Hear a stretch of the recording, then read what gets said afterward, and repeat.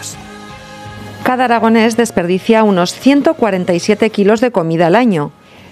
Pero ¿y si hablamos de establecimientos? ¿Saben cuánta cantidad de alimentos van a la basura en fruterías, verdulerías, carnicerías o restaurantes? Pues hay quien ha ideado la manera de evitar este desperdicio. Encantado de Comerte nace como una solución ágil para el comercio local de alimentación para dar salida al excedente que tiene al final del día.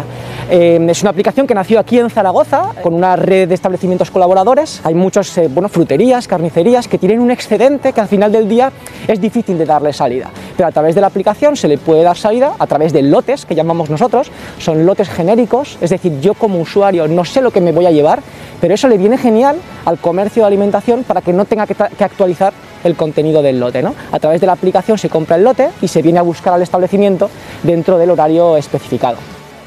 La aplicación es totalmente gratuita tanto para el usuario como para los establecimientos adheridos y es muy sencilla de usar. Irene habitualmente hace uso de la aplicación y dice que se ha ahorrado ya mucho dinero. Yo soy usuaria de Encantado de Comerte y voy a comprar un lote en el supermercado o en el establecimiento que más cercano tenga. Estoy cerca del mercado central, por lo que me sale un establecimiento a 17 metros.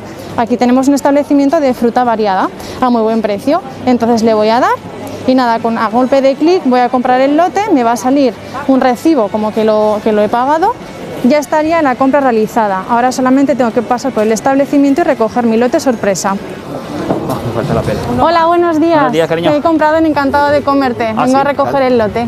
Claro que sí. Mira, aquí llevas unos kakis, unas mandarinas, unos kiwis.